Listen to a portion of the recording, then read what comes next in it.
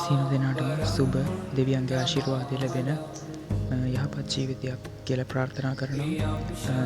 ඉතින් අපේ YouTube නාලිකාවත් එක්ක එකතු වෙලා ඉන්න සියලු දෙනාටම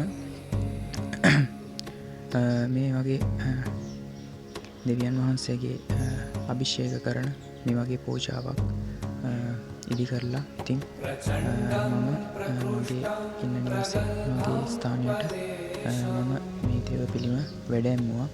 ඉතින් මේ තාමත් උතුම් කාර්යය මම කරේ කිසිම කෙනෙක්ගේ රුපියලක්වත් අරගෙන නෙමෙයි. ඉතින් මේ හැමදේම මම හම්බ කරපු සල්ලි වලින් මම මහන්සි වෙලා හම්බ කරපු සල්ලි වලින් තමයි මේ හැම පිළිමයක්ම වැඩැම්මුවේ. කාගෙන්වත් රුපියලක්වත් අරගෙනවත් කාගෙන්වත් මුදල් ඉල්ලවත් මේ කවුරුත් පූජා කරපු දෙයක්වත් නෙමෙයි. ඉතින් මේ මම මහන්සි වෙලා හම්බ කරපු මුදල් වලින් තමයි මේ හැමදේම කළේ. ඉතින් කිසිම කෙනෙක් කමෙන්ට් දාන්න එපා. හොරා කාලවත් කමෙන්ට් දාන්න එපා. මොකද ඒක ඒ වගේ කී වචන කියන අයටත්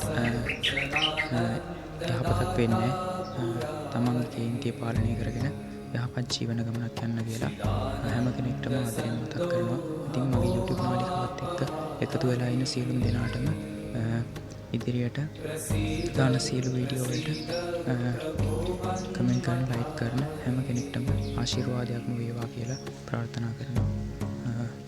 එහෙනම් අලුත් වීඩියෝ එකකින් හම්බෙමු.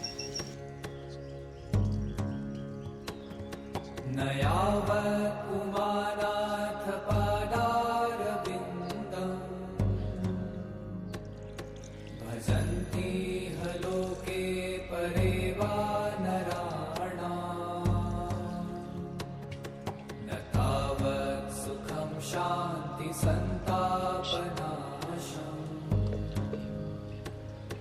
પ્રસીદ પ્રભો સર્વભૂતાધિવાસં